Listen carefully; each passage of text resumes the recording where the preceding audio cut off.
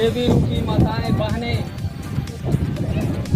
और प्यारे प्यारे बच्चों, आप सभी लोगों का मैं हार्दिक अभिनंदन स्वागत करता हूँ।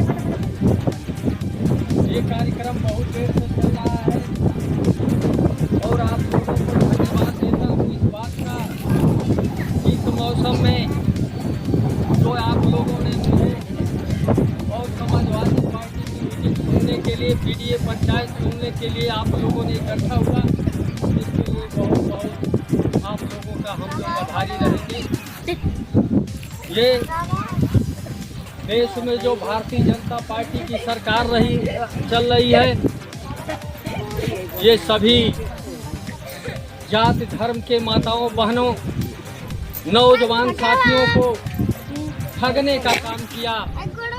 ये जो देश में प्रधानमंत्री झूठ बोलने का काम जो किया, जिस तरह से सत्ता से जब बाहर थे, ये गुजरात के मुख्यमंत्री हुआ करते थे, तो कहते थे कि देश में जो सरकार चल रही है महंगाई पर अंकुश नहीं लगा पा रही है, जो देश में भ्रष्टाचार है उस पर अंकुश नहीं लगा रही है, नौजवान बेरोजगार घूम रहे हैं और मेरी सरकार आएगी तो मैं महंगाई से निजात दिलाऊंगा, भ्रष्टाचार से निजात दिलाऊंगा और हर साल 2 करोड़ नौजवानों को नौकरी देने का काम करूं। लेकिन ये सरकार सत्ता में झूठ बोलकर तो आई, लेकिन नौजवान आज भी बेरोजगार हैं, नौकरी देने में विफल रही।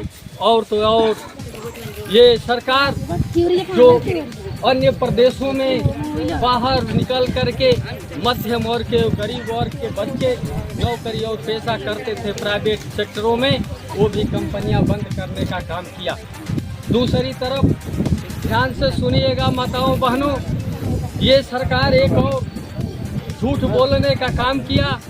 ये देश का प्रधानमंत्री कहा कि हमारी सरकार बनाओ और जो भारत का काला धन विदेश में जमा है उसे वापस लाएंगे और हर परिवार के खाते में 15-15 लाख रुपया देने का काम करेंगे। माताओं बहनों ने चढ़ बढ़कर अपने बेटे के चोरी, अपने पति के चोरी भारतीय जनता पार्टी को देने का काम किया और हर समाज की माताओं बहनों ने देने का काम किया।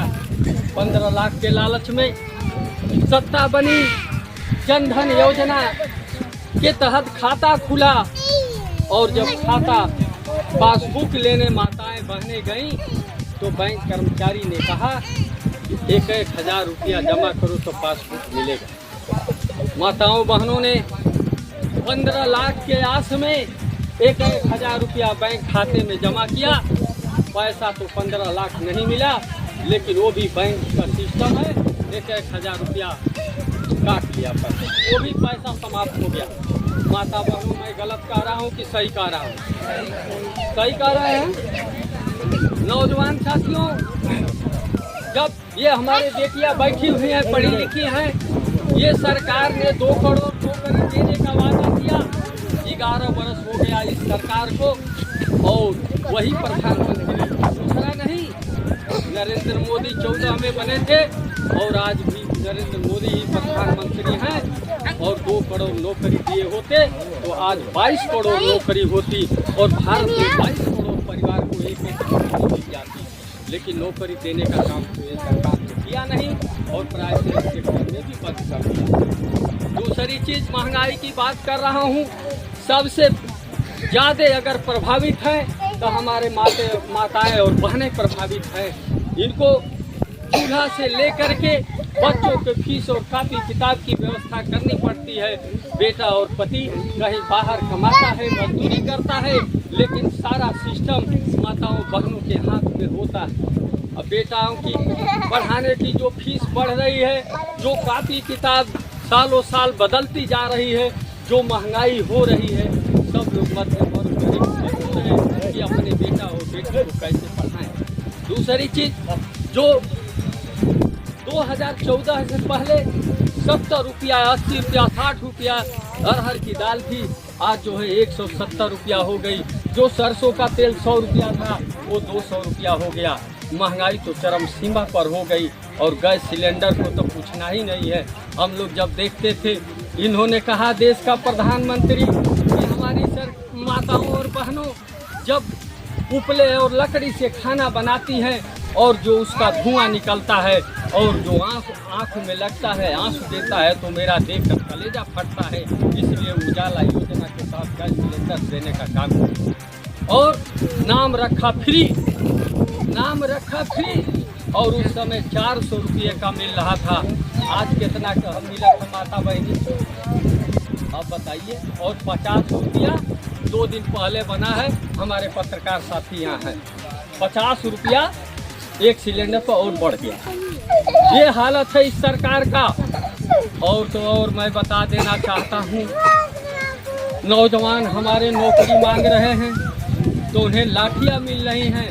यहाँ भी आंगनबाड़ी बहनें होंगी, ये आशा बहुएं बहनें होंगी, जब लखनऊ में धरना प्रदर्शन करती हैं तो उनको पानी का बौछार मिलता है, लाठियाँ मिलती हैं। अब सोचिए कि 5,000 रुपये पर 1 महीना काम करती हैं आंगनबाड़ी और 14 रजिस्टर होता है और ताना तमाम सुनना होता है उनको। क्या कहा जाए, भ्रष्टाचार चरम सीमा पर है। थाने चले जाइए, कचहरी चले जाइए। और तो और सुने होंगे आप लोगों ने, हमारे वक्ताओं पिछले वक्ता ने सभी बातों को बताए, हमारे विधानसभा अध्यक्ष भी हैं और सारी बातें बताएंगे। लेकिन एक बात जरूर कहूँगा, 2024 का लोकसभा चुनाव चल रहा था, ये देश का प्रधानमंत्री नारा दे रहा था, अब की बार 400 पार। कितने लोग सुने हैं? बोलिए, कितने लोग सुने? सभी लोग सुने। और उसके केंद्रीय मंत्री कह रहे थे कि 400 पार इसलिए कि संविधान बदलने की जरूरत है, इस संविधान से काम चलने वाला नहीं है, इस संविधान से विकास बाधित है। मैं पूछना चाहता हूँ कि आज 76 वर्ष हो गए भारत को आजाद हुए और 76 वर्ष में 75 वर्ष इसी संविधान से काम चल रहा था। जो रेल बिछी है, जो सड़कें बिछी हैं, जो कर कारखाने हैं, जो हवाई पट्टियां हैं, उसी संविधान से बना है। जो कोर्टें बनी है उसी संविधान से चल रहा है। जो थाना है उसी संविधान से चल रहा है। विकास है उसी दायरे में होकर काम करता है। और आज संविधान से विकास नहीं है। माताएं बहनें, ये सोचने की बात है, उस संविधान से सब कुछ चल रहा है। लेकिन संविधान बनाते समय बाबा साहब डॉक्टर भीमराव अंबेडकर जी ने जो एक वोट देने का अधिकार दे दिए, उससे परेशानी है इन लोगों को। बाबा साहब डॉक्टर भीमराव अंबेडकर जी ने 27% आरक्षण दे दिए पिछड़ों को, उससे परेशानी है इनको। जो 21% दलित समाज को आरक्षण दे दिए, उससे परेशानी है इन लोगों को। इसलिए संविधान बदलने की बात करते हैं। और आप यहाँ बैठे हुए सभी लोगों का कर्तव्य बनता है कि संविधान को किसी स्तर पर पहुँच करके बचाने का काम करें। और बाबा साहब से ये लोकसभा चल रहा है और देश का गृह मंत्री बोल रहा है कि विपक्ष का एक फैशन हो गया है, अंबेडकर अंबेडकर अंबेडकर ऐसे कर रहा है। अगर ये प्रभु श्री राम का नाम लेते तो 7 जन्म तक डर जाते। मैं तो कहता हूँ स्वर्ग चले जाते। मैं तो कहता हूँ कि हमारे भगवान अंबेडकर साहब हैं। तुम राम को मानो, तुम श्री राम का नाम लो और तुम लोग चले जाओ कि हमारे ये समाज के लोग उस सत्ता पर बैठे, उस कुर्सी पर बैठे। हम लोग इसलिए हम लोग आप लोगों के बीच में आए हैं। और समाजवादी पार्टी के राष्ट्रीय अध्यक्ष माननीय अध्यक्ष जी, हम समाजवादियों को एक निर्देश दिए कि अब कुर्ता पैजामा पहन करके चट्टी चौराहे मत बैठो। अब गाँवों में जाओ, दलितों पिछड़ों में जाओ और संविधान की बात करो, रक्षा करो, संविधान रक्षा करने की बात करो। सारी चीज इस सरकार को हटाना होगा। कैसे हटेगी? और 8 तारीख से लेकर के 14 तारीख तक बाबा साहब डॉक्टर भीमराव अम्बेडकर की जयंती को, उनके विचारों को बताओ, बाबा साहब क्या चाहते हैं। नहीं तो ये तो हमको आपको बांटते, पहले जातियों में बांटे और पार्टियों में बांटने का काम कर रहे हैं। और चीजें, एक चीज बताओ माता बहनी लोग, ध्यान से पर सुनब जा, समझदार लोग सभी लोग बैठे हैं यहाँ। 2019 में सारी बातों को भूलकर समाजवादी पार्टी और बहुजन समाज पार्टी का गठबंधन हुआ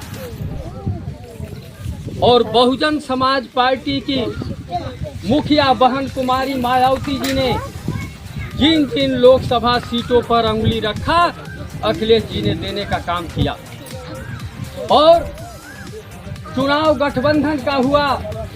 10 सीटें बहुजन समाज पार्टी जीती और 5 सीट समाजवादी पार्टी जीती। लेकिन उत्तर प्रदेश में 276 ऐसी विधानसभा सीट थी जहां गठबंधन चुनाव जीत गया था।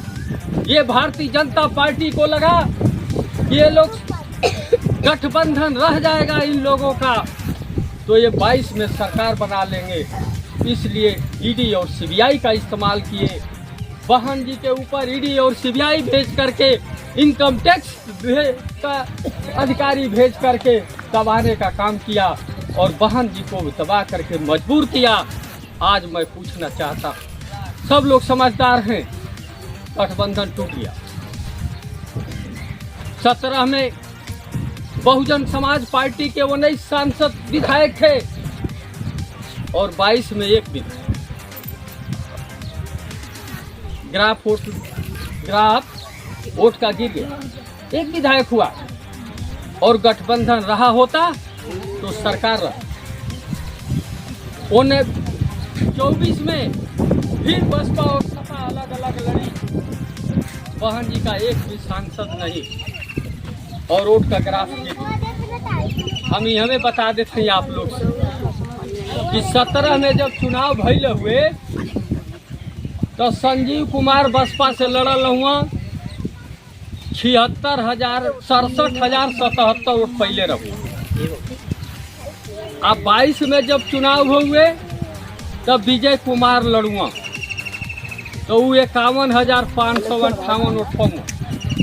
आज जब लोकसभा का चुनाव हुए यही 24 में तो 46,000 कुछ वोट बसपा पाऊँ। वोट भी ग्राफ गिरा और विधायक सांसद भी नहीं हुए। संविधान कैसे बचे? अब जात में बंटने की जरूरत नहीं है, यहाँ जमात की जरूरत है। जब तक एक जमात और एक कतार नहीं बनेगी और भारतीय जनता पार्टी को जब तक हटाया नहीं जाएगा तब तक दूसरी पार्टियां पनपेगी नहीं तो ये सत्ता में बराबर बने रहेंगे। इस पर विचार करने की जरूरत है, सोचने की जरूरत है कि हमारा बेटा नौकरी कैसे पाएगा, इस महंगाई से निजात हम लोग कैसे पाएंगे, इस भ्रष्टाचार से कैसे निजात पाएंगे। इसलिए एक कतार में होना पड़ेगा, एक जमात रहना पड़ेगा। यहीं से अपनी वाणी को विराम देता हूँ। जय हिंद, जय भारत, जय सुभाष।